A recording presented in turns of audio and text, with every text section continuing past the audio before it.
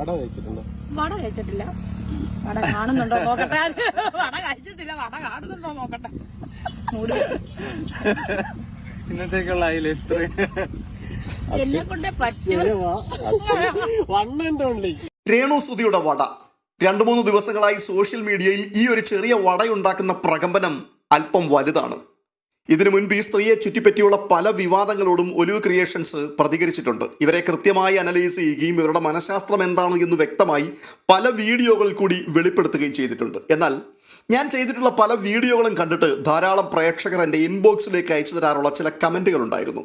അതിൽ പ്രധാനപ്പെട്ടത്, സാർ നിങ്ങളുടെ ചാനലിന് ഒരു ക്വാളിറ്റി ഉണ്ട്, ദയവ് ചെയ്ത് ഈ അലവലാദികളുടെ കണ്ടന്റുകൾ എടുത്തിട്ട് ആ ക്വാളിറ്റി നശിപ്പിക്കരുത് എന്നായിരുന്നു. എവിടെ നോക്കിയാലും ഈ സ്ത്രീയുടെ അഴിഞ്ഞാട്ടം മാത്രമാണ്. ആര് പറഞ്ഞാലും അവർ നന്നാവില്ല. തെറിവിളികൾ പോലും പ്രശസ്തിക്ക് വേണ്ടി ഉപയോഗിക്കുന്ന വളരെ മോശം ക്യാരക്ടറിൻ്റെ ഉടമയായ ഒരു സ്ത്രീ. ദയവ് ചെയ്ത് നിങ്ങൾ അവരുടെ കണ്ടന്റുകൾ എടുക്കരുത്. മറ്റെന്തെല്ലാം വിഷയങ്ങൾ നമ്മുടെ ചുറ്റുപാടുകളിലുണ്ട്, അങ്ങനെയുള്ള കാര്യങ്ങളെക്കുറിച്ച് നിങ്ങൾ വീഡിയോ ചെയ്യും. ഇത് പറഞ്ഞുകൊണ്ടാണ് ധാരാളം ആൾക്കാർ മെസ്സേജുകൾ അയച്ചിട്ടുള്ളത്. എന്നിട്ടും ഇങ്ങനെയൊരു വീഡിയോ ചെയ്യുവാൻ എന്തുകൊണ്ട് തയ്യാറായി എന്ന് ചോദിച്ചാൽ പ്രേക്ഷകരോടുള്ള ബഹുമാനക്കുറവ് കൊണ്ടോ വെറുപ്പ് കൊണ്ടോ ഒന്നുമല്ല. പകരം ചില കാര്യങ്ങൾ വീണ്ടും ഈ വിഷയത്തെക്കുറിച്ച് പറയണമെന്ന് തോന്നി. പ്രത്യേകിച്ച് രേണുസുതി എന്ന ഈ സ്ത്രീക്ക് വളർന്നു വരുന്ന ഒരു കുട്ടിയുണ്ട്. ഋതുലെന്നെങ്ങാണ്ടാണ് അതിൻ്റെ പേര്. ഋതപ്പൻ എന്നാണ് വിളിച്ച് നമ്മൾ കേട്ടിട്ടുള്ളത്. ആ കുട്ടിയെക്കുറിച്ച്, അവൻ്റെ ഭാവിയെക്കുറിച്ച് ചില കാര്യങ്ങൾ ഒന്ന് ഓർമ്മപ്പെടുത്തുവാൻ വേണ്ടി താല്പര്യപ്പെട്ടത് കൊണ്ട് മാത്രമാണ് ഈ വീഡിയോ ചെയ്യുന്നത്. അല്ലാതെ രേണുസുതിയെ ബോധവൽക്കരിച്ച് രക്ഷപ്പെടുത്താൻ വേണ്ടിയല്ല. ആരൊക്കെ ഉപദേശിച്ചാലും രേണുസുതി ഒരിക്കലും നന്നാവില്ല. കാരണം അങ്ങനെ നന്നായാൽ പിന്നെ രേണുസുതി ഇല്ല എന്ന് അവർക്ക് നന്നായിട്ട് അറിയാം. പക്ഷേ അവരുടെ ഈ അലവലാതിത്തരവും അഴിഞ്ഞാട്ടവും കണ്ട് മനം മടുത്ത ഒട്ടനവധി ആൾക്കാർ നമ്മുടെ ചുറ്റുപാടുകളിലുണ്ട്. അതിലെ ഒരു വലിയ രസം, അവരിൽ പലരും ഈ സ്ത്രീയുടെ ഇല്ലായ്മയിലും പ്രതിസന്ധിയിലും ബുദ്ധിമുട്ടിലും അവർ രക്ഷപ്പെടട്ടെ, അവർ നല്ല രീതിയിൽ ജീവിക്കട്ടെ എന്ന് ആഗ്രഹിക്കുകയും അവരെ സപ്പോർട്ട് ചെയ്യുകയും അവരെ അനുഗ്രഹിക്കുകയും ഒക്കെ ചെയ്തവരാണ്. പക്ഷേ അന്ന് അവരെ അനുഗ്രഹിക്കുവാൻ അവരുപയോഗിച്ച അതേ നാവ് കൊണ്ട് തന്നെ ഇന്ന് അവരെ പ്രാകുകയും ശപിക്കുകയും ചെയ്യുകയാണ് ആ ആൾക്കാർ. അതിൻ്റെ കാരണം, മാനം മര്യാദയ്ക്ക് ജീവിക്കുന്ന അഭിമാനബോധമുള്ള ആൾക്കാർക്ക് ഒരിക്കലും അക്സെപ്റ്റ് ചെയ്യുവാൻ കഴിയാത്ത അത്രമാത്രം തരം താഴ്ന്ന ഒരു ജീവിത ശൈലിയിലേക്ക് അവർ നിരന്തരം ഇറങ്ങിപ്പോയിക്കൊണ്ടിരിക്കുന്നത് കൊണ്ടാണ്. അവരുടെ മനസ്സിൽ ഇപ്പോൾ സോഷ്യൽ മീഡിയയും അതിൽ കൂടി ലഭിക്കുന്ന പ്രശസ്തിയും മാത്രമേ ഉള്ളൂ. ജീവിക്കുവാൻ പണം വേണം. ആ പണം ഉണ്ടാക്കുവാൻ എന്ത് പരിപാടി ചെയ്യുവാനും അവർ തയ്യാറാണ്. മുൻപ് ഞാൻ ചെയ്ത വീഡിയോകളിൽ പലപ്പോഴും പറഞ്ഞിട്ടുണ്ട്, കാലക്രമേണ ഈ സ്ത്രീയുടെ ജീവിതത്തിൽ ഇപ്പോൾ സംഭവിച്ചുകൊണ്ടിരിക്കുന്ന കാര്യങ്ങളൊക്കെ തന്നെയായിരിക്കും വരാൻ പോകുന്നത് എന്ന്. എന്തായാലും ആ പറഞ്ഞ കാര്യങ്ങളൊക്കെ അച്ചട്ടായി സംഭവിച്ചുകൊണ്ടേയിരിക്കുകയാണ്. കഴിഞ്ഞ ദിവസങ്ങളിൽ കല എന്ന രീതിയിൽ അവർ സമൂഹ മാധ്യമങ്ങളിൽ കൂടി പുറത്തുവിട്ട വിക്രിയകൾ, ഗോഷ്ടികൾ, അലവലാതിത്തരങ്ങൾ അതെന്തെല്ലാമാണ് എന്ന് ഞാൻ പറയാതെ തന്നെ നിങ്ങളെല്ലാവരും കണ്ടു മനസ്സിലാക്കിയതാണ്. അതുകൊണ്ട് കൂടുതൽ അതേക്കുറിച്ച് വിശദീകരിക്കുന്നില്ല. അവരോട് സംസാരിക്കുവാൻ വരുന്ന ഓരോ പുരുഷന്മാരും ദ്വയാർത്ഥ പ്രയോഗത്തോടെ ലൈംഗിക ചുവയോടുകൂടി പലതും സംസാരിക്കുന്നതും ഉരുളക്കുപ്പേരി പോലെ അവർ അതിന് കൃത്യമായിട്ട് മറുപടി പറഞ്ഞ് ഒരുമിച്ച് ചേർന്ന് എല്ലാവരും ആസ്വദിക്കുന്നതുമായിട്ടുള്ള കാഴ്ചകൾ. അവരെ സംബന്ധിച്ചിടത്തോളം അത് ആസ്വാദനവും പണസമ്പാദന മാർഗവുമാണ്. പക്ഷേ ഇത് കണ്ടുകൊണ്ടിരിക്കുന്ന ആൾക്കാർക്ക് പലപ്പോഴും ക്ഷമയുടെ അതിർത്തികൾ തകർക്കപ്പെടുന്നത് പോലെ തോന്നും. അവർ ഈ കമൻറ്റ് ബോക്സുകളിൽ വന്ന് നല്ല പൊളിച്ച തെറികൾ എഴുതി വെക്കും. കാരണം സഹി കെട്ടിട്ടാണ്. പക്ഷെ ഒരു രസമുണ്ട്, നിങ്ങൾ എഴുതുന്ന ഓരോ തെറി കമൻറ്റുകൾ പോലും അവർ ആസ്വദിക്കുകയും അതവർക്ക് വീണ്ടും വീണ്ടും റീച്ച് ഉണ്ടാക്കി കൊടുക്കുവാൻ വേണ്ടിയാണെന്ന് മനസ്സിലാക്കി അവർ വീണ്ടും ഒരുമ്പെട്ട് അടുത്ത പണിക്ക് വേണ്ടി ഇറങ്ങിത്തിരിക്കുകയുമാണ് ചെയ്യുന്നത്. അതുകൊണ്ട് തന്നെ കമൻറ്റുകൾ പെരുകുമ്പോൾ സംഗതി ഉഷാറാകുമെന്ന് രേണുസുതിക്ക് നന്നായിട്ട് മനസ്സിലാക്കാൻ കഴിഞ്ഞിട്ടുണ്ട്. അതെ, നിങ്ങൾ ചെയ്യുന്ന ഓരോ കമൻറ്റുകളും അത് തെറിയായാൽ പോലും ആ വീഡിയോ കൂടുതൽ ആൾക്കാരിലേക്ക് എത്തിക്കുവാൻ സഹായമായ പ്രധാനപ്പെട്ട ഘടകങ്ങളാണ്. രേണുസുതിയെ സംബന്ധിച്ചിടത്തോളം അവർ സ്വയം പറയുന്നത് കേരളത്തിൽ ഇന്ന് ലൈം ലൈറ്റിൽ നിൽക്കുന്ന ഒരേ ഒരു വ്യക്തി അവർ മാത്രമാണെന്നാണ്. അതുകൊണ്ട് തന്നെ അവരെ വെച്ചിട്ട് നമ്മളൊക്കെ അരി മേടിക്കുകയാണ് പോലും. അങ്ങനെ അരി മേടിക്കട്ടെ. എന്നാൽ വാസ്തവം എന്താണ് എന്നുള്ളത് എല്ലാവർക്കും അറിയാം. ഇന്ന് രേണുസുതി അരി വാങ്ങിക്കുന്നുണ്ടെങ്കിൽ അത് സോഷ്യൽ മീഡിയ വഴി നമ്മളൊക്കെ ഉണ്ടാക്കി കൊടുത്ത നേട്ടമാണ്.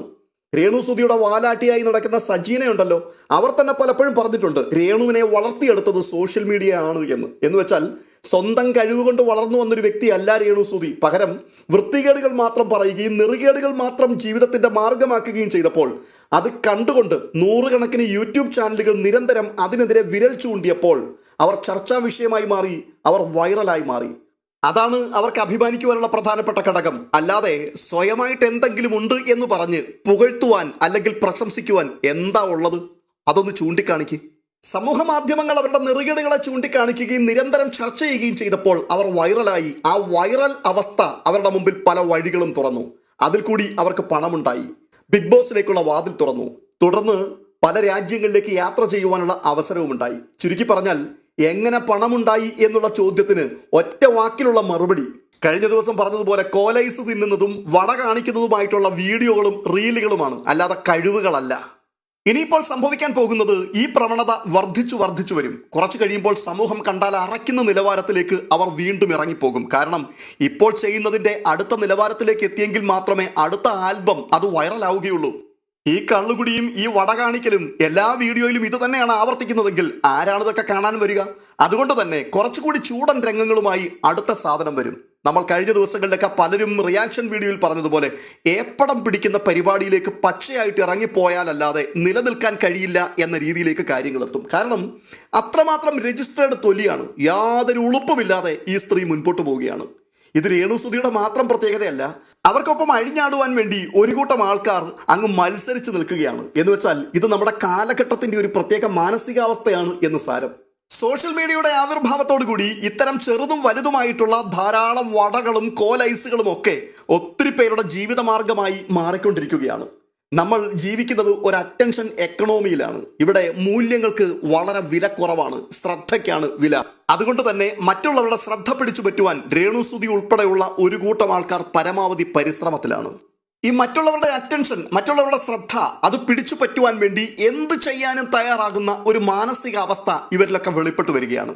പതിയെ അത് നോർമലൈസ് ചെയ്യപ്പെടുകയും ചെയ്യുന്നുണ്ട്. അതുകൊണ്ട് തന്നെയാണ് എന്ത് നെറികേട് കാണിച്ചാലും അതിനെ വിമർശിക്കുവാൻ വരുന്ന ആൾക്കാരോട് ചിലർ ചോദിക്കുന്നത്, അവരെന്തെങ്കിലും ചെയ്ത് ജീവിക്കട്ടെ, അതിന് നിങ്ങൾക്ക് എന്താണ് ഇത്ര ബുദ്ധിമുട്ട്, അവരെ അവരുടെ വഴിക്ക് വിട് എന്നൊക്കെ. അങ്ങനെ പറയുന്ന ആൾക്കാർ എന്തുകൊണ്ടാണ് രേണുസുധിയുടെ പിന്നാലെ അതേ പാത തന്നെ തിരഞ്ഞെടുത്തുകൊണ്ട് നിങ്ങളും ഇറങ്ങിപ്പോകാതിരിക്കുന്നത്? എന്തുകൊണ്ടാണ് നിങ്ങളുടെ പെൺമക്കളെ അങ്ങനെ അഴിഞ്ഞാടാൻ നിങ്ങൾ വിടാതിരിക്കുന്നത്? അതോ ഒരവസരം കിട്ടാത്തത് കൊണ്ട് പുറത്തേക്ക് വരാതിരിക്കുന്നതാണോ? അങ്ങനെയാണെങ്കിൽ പറഞ്ഞാൽ മതി. രേണുസുധിയെ വെച്ചുകൊണ്ട് ഏപ്പടം പിടിക്കുവാൻ റെഡിയായി നിൽക്കുന്ന സംവിധായകർ, അവരുടെ കൂടെ കെട്ടിമറിയുവാൻ സദാസമയവും തയ്യാറായി നിൽക്കുന്ന ചുണക്കുട്ടന്മാർ 24 മണിക്കൂറും അവൈലബിൾ ആണ്. അവർ വരും നിങ്ങളുടെ കൂടെ, നിങ്ങളെ അവരും വൈറലാക്കി തരും. അവസരങ്ങൾ ധാരാളം നിങ്ങളുടെ മുൻപിൽ കിടക്കുകയാണ്. ഒന്ന് പരീക്ഷിച്ചു നോക്കരുതോ? മനഃശാസ്ത്രത്തിലൊരു പദമുണ്ട്, നാർസിസ്റ്റിക് റീഇൻഫോഴ്സ്മെന്റ്. മറ്റുള്ളവരുടെ ശ്രദ്ധ, വിമർശനം, പ്രകോപനം എല്ലാം കൂടി ഒരാളെ കൂടുതൽ അതിരുകൾ ലംഘിക്കുവാൻ പ്രേരിപ്പിക്കുന്ന ഒരവസ്ഥ. കാരണം അവർക്ക് അതിലൂടെ ലഭിക്കുന്നത് ഒരു തരം വല്ലാത്ത ലഹരിയാണ്, പ്രശസ്തിയുടെ ലഹരി. ഞാൻ മുൻപേ ഓർപ്പിച്ചതുപോലെ ഒരു വ്യക്തി വിവാദത്തിലൂടെ ഉയരുമ്പോൾ അവരെ വിമർശിക്കുന്നവർ പോലും അവരെ വളർത്തുകയാണ്. അത് സോഷ്യൽ മീഡിയ അൽഗോരിതത്തിന്റെ ഒരു വിരോധാഭാസമാണ്. പക്ഷേ ഈ കഥയിലെ ഏറ്റവും വലിയ ഇര അതാരാണ്? അതാണ് ഇവിടുത്തെ ശ്രദ്ധേയമായ വിഷയം. അത് പറയാൻ വേണ്ടിയാണ് ഞാൻ ഈ വീഡിയോ ചെയ്യാൻ തയ്യാറായതും. ഈ ഇളക്കപ്പെരുപ്പത്തിനിടയിൽ അവർ കാണാതെ പോകുന്നത്, ഒരുപക്ഷെ കണ്ടിട്ടും കാണാത്തതുപോലെ പെരുമാറുന്നതോ ആയ പ്രധാനപ്പെട്ട ഒരു വിഷയമുണ്ട്. അത് അവരുടെ കുട്ടികൾ തന്നെയാണ്.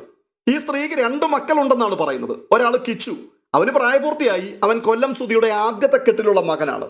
അവനെ സംബന്ധിച്ചിടത്തോളം എനിക്ക് മനസ്സിലാക്കുവാൻ കഴിഞ്ഞത് പ്രായപൂർത്തിയായെങ്കിലും ഒരു വ്യക്തിത്വമില്ലാത്ത, അല്ലെങ്കിൽ നാറുന്നതും മണക്കുന്നതും തിരിച്ചറിയുവാൻ കഴിയാത്ത ഒരൈറ്റമാണ് ആ കൊച്ചൻ.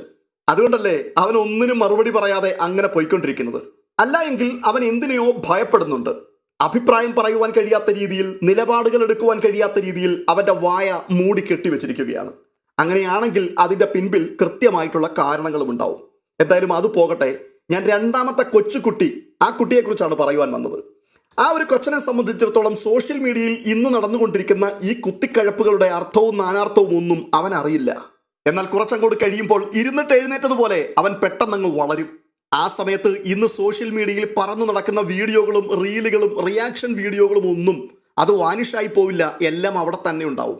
ആ കുട്ടി നേരിടുവാൻ പോകുന്ന പ്രതിസന്ധി അത് ചെറുതൊന്നും ആയിരിക്കില്ല. അവൻ തൻ്റെ സഹപാഠികളുടെ മുമ്പിൽ നിൽക്കുമ്പോൾ അവൻ്റെ അമ്മയെക്കുറിച്ച് അവർ പരിഹാസ രൂപേണ അടിക്കുന്ന കൊട്ടേഷനുകൾ, അടക്കം പറച്ചിലുകൾ, എൻ്റെ വട എന്നൊക്കെ പറഞ്ഞുകൊണ്ട് ലൈംഗിക ചുവയോടെ നടത്തിയ ദ്വയാർത്ഥ പ്രയോഗങ്ങൾ, അതൊക്കെ വലിയ സംഭവമാണെന്നുള്ള രീതിയിലല്ലേ ഇപ്പോൾ പുറത്തു വിട്ടിരിക്കുന്നത്.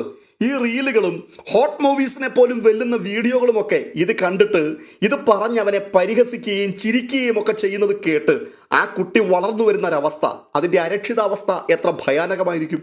അങ്ങനെ ഒരു സാഹചര്യത്തിൽ അവന് മറുപടിയായി ഒന്നും പറയുവാനുണ്ടാവില്ല. സങ്കടവും നിരാശയും വേദനയും എല്ലാം ഉള്ളിലൊതുക്കി അപമാന ഭാരത്താൽ കുനിഞ്ഞ ശിരസ്സുമായിട്ട് അവൻ ഈ സമൂഹത്തിൽ വളരേണ്ടി വരും. അവൻ്റെ ഉള്ളിൽ ഒരു നിശബ്ദമായ പൊട്ടിത്തെറിയായിരിക്കും ആ സമയത്ത് നടക്കുക.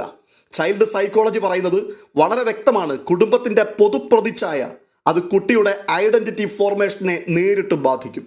ഇവിടുത്തെ പ്രധാനപ്പെട്ട പ്രശ്നം അവന്റെ ഐഡന്റിറ്റി ക്രൈസിസ് തന്നെയായിരിക്കും. അവൻ അറിയാതെ തന്നെ അവന്റെ ഉള്ളിൽ ഉത്ഭവിക്കുന്ന ഒരു പ്രധാനപ്പെട്ട ചോദ്യമുണ്ട്. ശരിക്കും ഞാൻ ആരാണ്?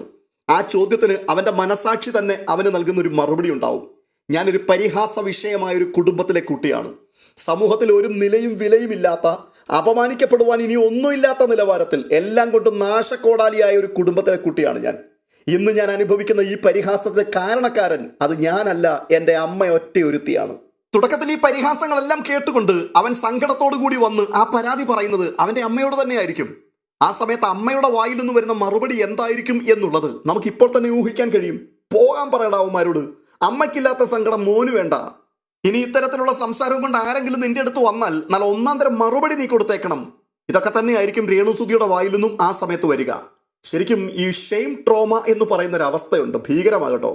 ആ അവസ്ഥയിൽ കൂടി കടന്നു പോകുന്ന കുട്ടിക്ക് സ്വന്തം അമ്മയിൽ നിന്നും ഇങ്ങനൊരു മറുപടി ലഭിക്കുമ്പോൾ അവൻ്റെ ബോധമനസ്സിൽ മറ്റൊരു മെസ്സേജ് ആയിരിക്കും ഉറപ്പിക്കപ്പെടുക. ഇതൊന്നും വലിയ കാര്യമല്ല, നാണവും നാണക്കേടും എല്ലാം നമ്മുടെ മനസ്സിനകത്തുള്ള പ്രശ്നം മാത്രമാണ്. പോയി പണി നോക്കടാ പുല്ലന്മാരെ എന്ന് പറഞ്ഞാൽ തീരുന്ന പ്രശ്നമേ ഉള്ളൂ.